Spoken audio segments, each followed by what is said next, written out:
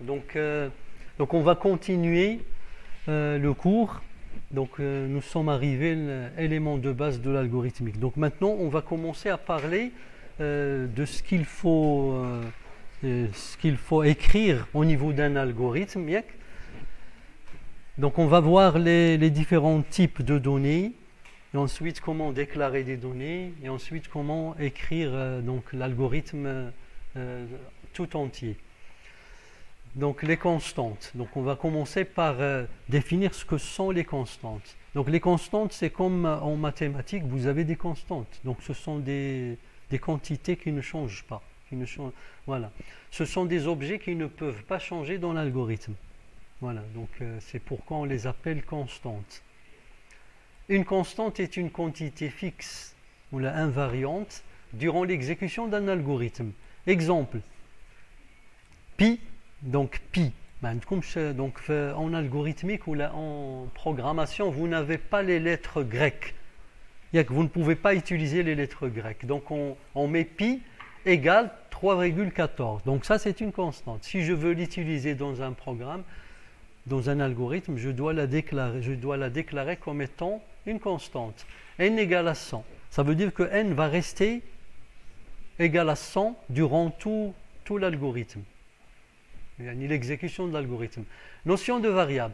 Donc, le contraire de constante, c'est variable. Donc, la notion de variable. Donc, les variables au niveau du développement, ce sont des cases mémoire, c'est des emplacements mémoire. C'est-à-dire, on va réserver des places mémoire, ou là, des emplacements mémoire. Donc, je lis, dans un algorithme, on va avoir besoin de mémoriser des informations. Donc les variables servent à mémoriser des informations. Donc, pour mémoriser, c'est garder des informations un certain temps. Donc, je dois utiliser une variable. Et il peut s'agir des éléments suivants. Les données fournies par l'utilisateur. Donc, les données que l'utilisateur va faire entrer par clavier, donc on va avoir besoin de les mémoriser. Donc on va les mémoriser dans des variables. Les résultats obtenus par l'algorithme. Donc les résultats, généralement, j'aurai besoin de les afficher. Donc avant de les afficher, je dois les mettre dans des variables. C reçoit A plus B. C, c'est le résultat. Je mets le résultat dans C avant d'afficher C, écrire C. Les données intermédiaires, c'est-à-dire ce sont des données qui ne sont pas des données de départ ni des résultats. Donc ce sont des données utilisées en cours de route, si vous voulez. Voilà. Donc on verra des exemples. Par exemple, pour les données intermédiaires, comme exemple, vous avez le delta pour la résolution de l'équation du second degré. On utilise delta égale à b carré moins 4ac. Mais delta, ce n'est ni une donnée de départ, ni un résultat. Une équation de second degré, les données d'entrée ou de départ, ce sont A, B, C. Comme ax carré plus bx plus c. Donc on aura besoin pour résoudre cette équation de A, B et C. Et le résultat, c'est les solutions. x1, x2, ou la x, ou la pas de solution. Donc delta, c'est une donnée intermédiaire. Voilà. Oui, je peux l'écrire là. Donc delta, dans le cas d'une équation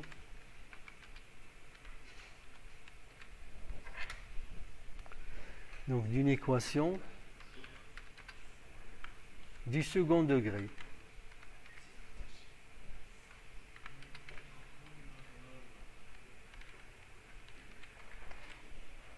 Donc ça c'est un exemple d'une donnée intermédiaire. Voilà. S'il vous plaît.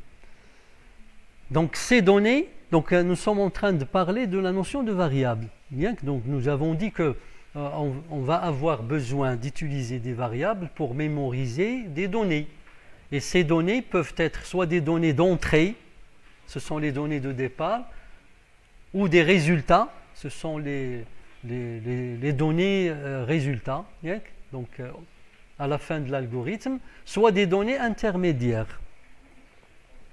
Ces données peuvent être de plusieurs types. Donc on va commencer à parler des types, les types de données. Donc vous avez soit des nombres, par exemple 1, 44, 123, 3,14, etc.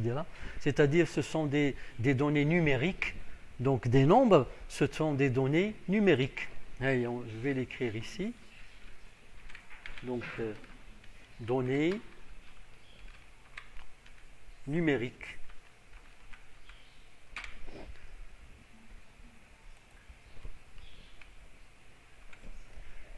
Donc les données numériques. Du texte, ce sont des données de type texte. Donc du texte comme A minuscule, majuscule, bonjour, algorithmique et programmation. Ce sont c'est du texte. On va voir que en fait c'est le type chaîne de caractères. On parle de chaîne de caractères. Et autres, donc on verra après, il y a le type booléen, c'est-à-dire logique, vrai, faux. Voilà.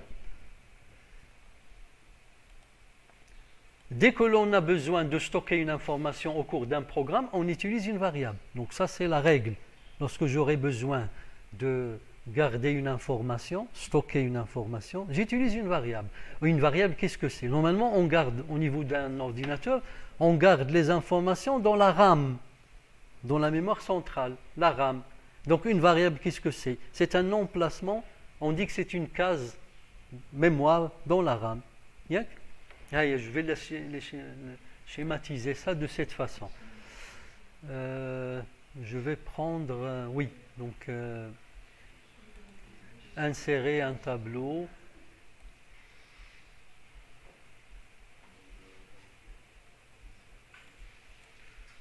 Voilà, je vais supposer, je vais schématiser la RAM parce que j'aurai besoin de vous expliquer de temps en temps. Donc on va aller à la RAM pour voir ce qui se passe.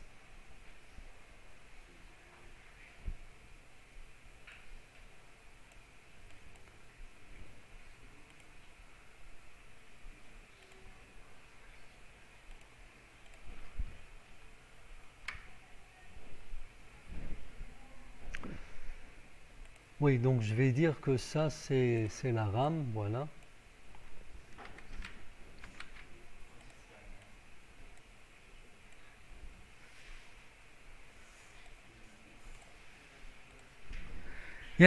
Ce sont des cases mémoire. Donc si je schématise la RAM de cette façon, c'est un ensemble d'emplacements mémoire. On dit case mémoire. Ça peut être un octet, il y a 8 bits, ou là 2 octets, ou là 4 octets. Ça dépend du type.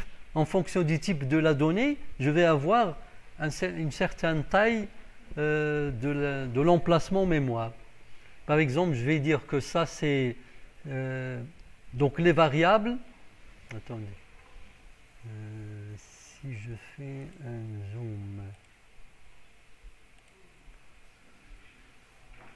zoom avant. Oui. Voilà.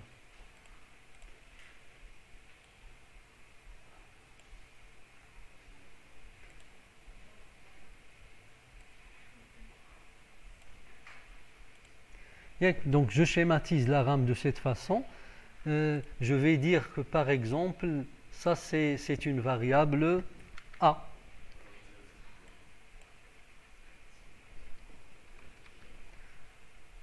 Et ça c'est une variable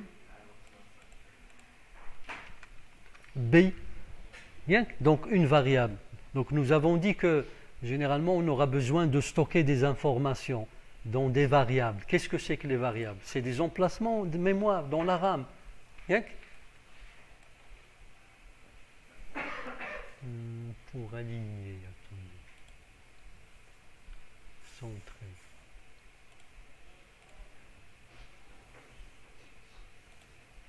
Bien, par exemple, je peux mettre dans A, je peux mettre 25. Donc je mets une donnée dans la case mémoire qui s'appelle A, c'est-à-dire la variable. Donc une variable, ça se traduit au niveau de la RAM par une case mémoire ou un emplacement mémoire.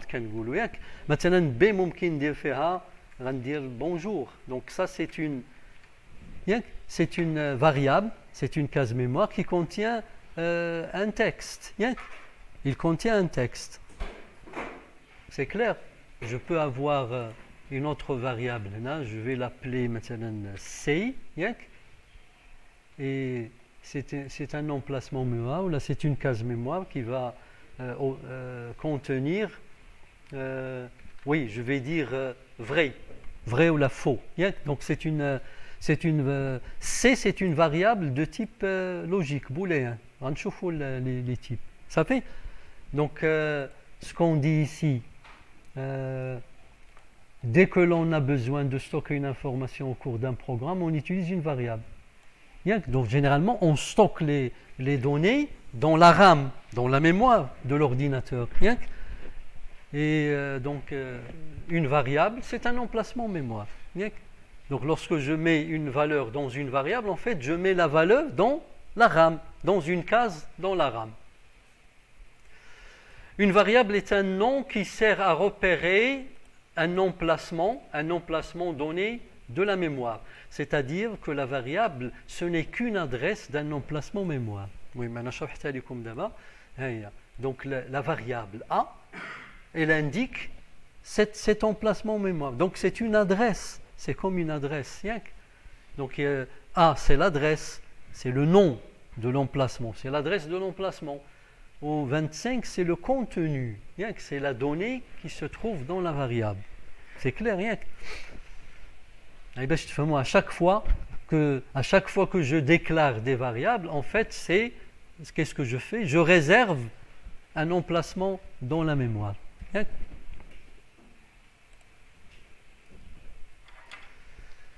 Une variable est un nom qui sert, oui, si on l'a déjà lu, donc règle. Donc de temps en temps, dans le cours, on va énoncer des règles à respecter. Donc ça, ce sont des règles qui concernent la nomination des variables. Comment nommer une variable? Comment, lorsque vous voulez donner un nom à une variable, qu'est-ce que vous devez respecter? Donc je lis, un nom de variable doit être formé par les caractères alphabétiques, donc l'alphabet, les chiffres de 0 jusqu'à 9, et le caractère souligné, caractère ديال 8. Oui, c'est ça. Le caractère, donc un nom de variable doit être formé par les caractères alphabétiques, les chiffres et le caractère souligné. Donc c'est ça ce qu'on doit utiliser pour former des noms. Donc je ne peux utiliser que de l'alphabet, les chiffres de 0 jusqu'à 9 ou le tiret de soulignement. C'est tout. Je n'ai pas le droit d'utiliser autre chose. Ici, je vous donne comme exemple, donc nom de variable correct. Ça, ce sont des noms de variables corrects. Donc j'ai utilisé, oui, le premier caractère ne doit pas être un chiffre. Oui, je ne peux pas donner un nom à une variable et commencer ce nom par un chiffre. Donc je ne peux commencer que par une lettre ou le tiret de soulignement. Je peux commencer par le tiret de soulignement. Le tiret de Louis. Donc un nom de variable correct. Maintenant, nom 1, oui. Donc j'ai commencé par une lettre. Salaire, j'ai commencé par une lettre. Salaire brut, j'ai utilisé des lettres ou le tiret de soulignement. X1, j'ai commencé par une lettre. Tiret Toto, j'ai commencé par le tiret de soulignement. Nom de variable incorrect, 2x. Ah, ça c'est pas correct parce que j'ai commencé par un chiffre. Donc j'ai pas le droit de commencer par un chiffre. Salaire annuel, j'ai utilisé le tiret, le moins, tiret d'IL6. Je n'ai pas le droit. Et N étoile, j'ai utilisé un caractère interdit. Voilà. Le nom choisi doit être simple et significatif, reflète son nom. Oui, donc une règle parmi les règles aussi, lorsque je donne un nom à une variable, le nom doit être significatif. Par exemple, si j'ai un nom, je dois l'appeler nom. Si j'ai l'âge, je l'appelle âge au lieu de l'appeler X ou bien Y. C'est-à-dire, je donne un nom qui a un sens, qui reflète généralement le rôle de la variable. Le nom choisi doit être simple et significatif. Il doit refléter le rôle de la variable. Significatif. Comme la variable nom, représentant le nom d'une personne, doit être appelée nom et non pas X ou Y. Ça fait? Voilà. Donc, on a les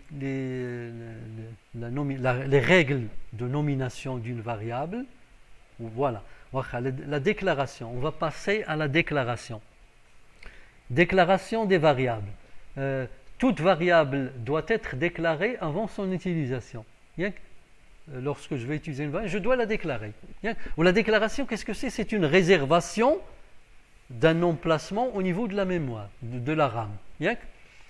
Lorsqu'on déclare une variable, on lui attribue un nom. Un nom. Le système lui réserve alors un emplacement mémoire.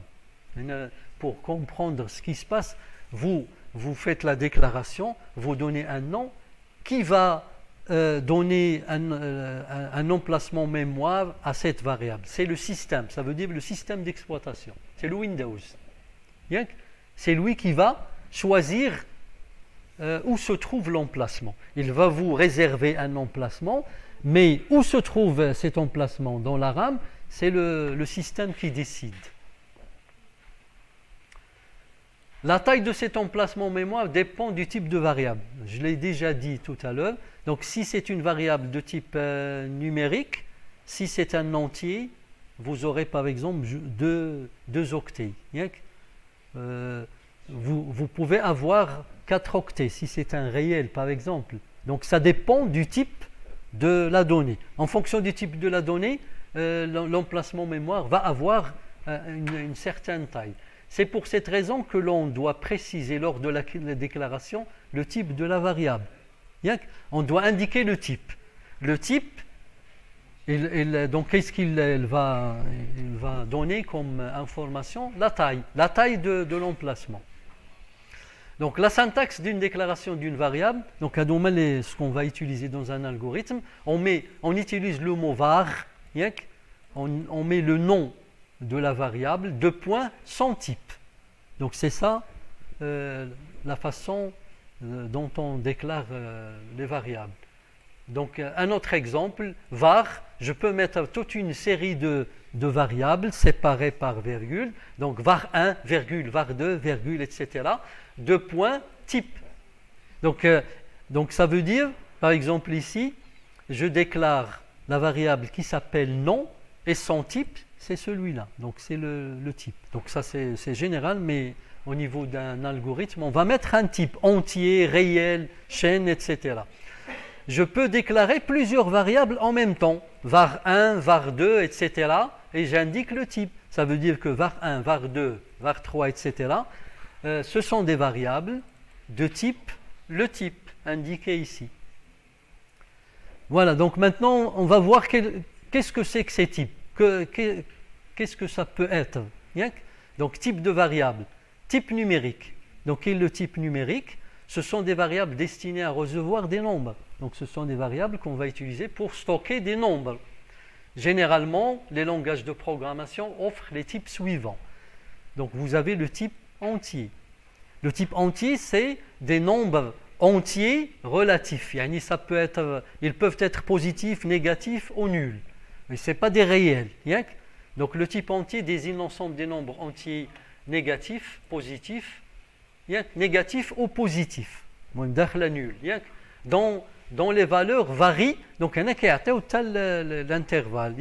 Donc ils vont de moins 3, donc ça c'est pas très important, moins 32 768 jusqu'à plus 32 767. Donc c'est ça la marge ou l'intervalle.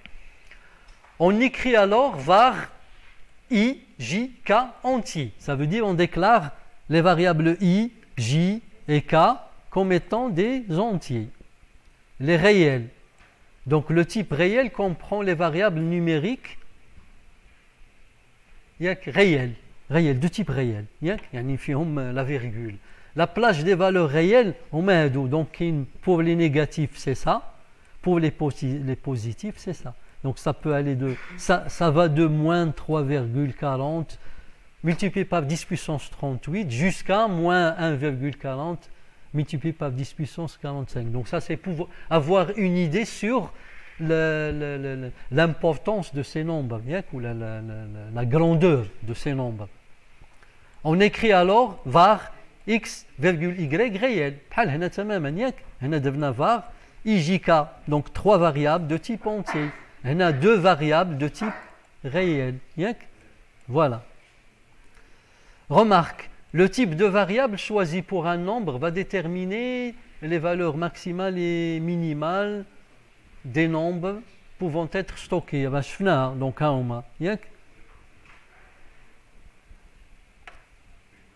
elle détermine aussi la précision de ces nombres dans le cas des nombres décimaux. La précision, il y a le nombre de chiffres après la virgule.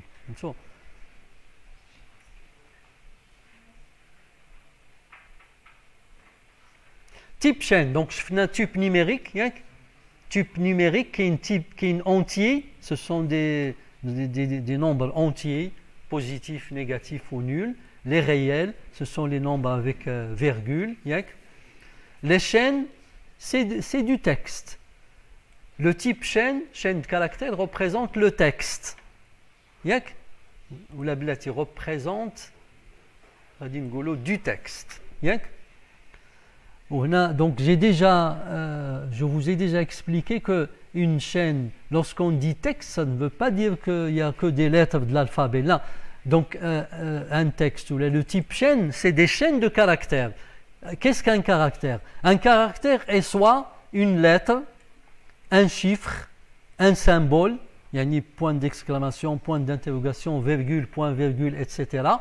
Ou bien un signe, il y a ni plus, moins, divisé, etc. Donc un caractère, c'est ça. Ça peut être une lettre, un chiffre, un symbole ou un signe. Ou un signe, oui. L'espace est considéré comme caractère. Même l'espace, c'est un caractère vide. Ou la kangoulou blanc. On écrit alors var nom, virgule, prénom, virgule, adresse de type chaîne. Chaîne de caractères, c'est un ensemble de caractères. Ça fait une forme. Une chaîne de caractères est notée toujours entre guillemets. Donc les chaînes de caractères, c'est entre guillemets. Ou là, soit entre guillemets, soit entre apostrophes. Ça dépend du langage.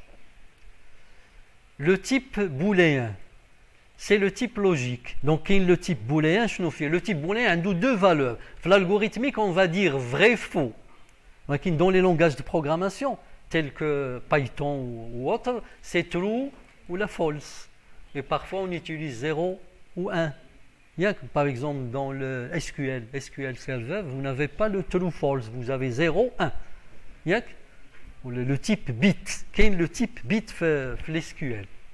Ça fait, on écrit alors var état de point booléen. Ça veut dire que la variable état, elle est de type booléen. Cela veut dire elle ne peut prendre que les valeurs vraies ou bien faux.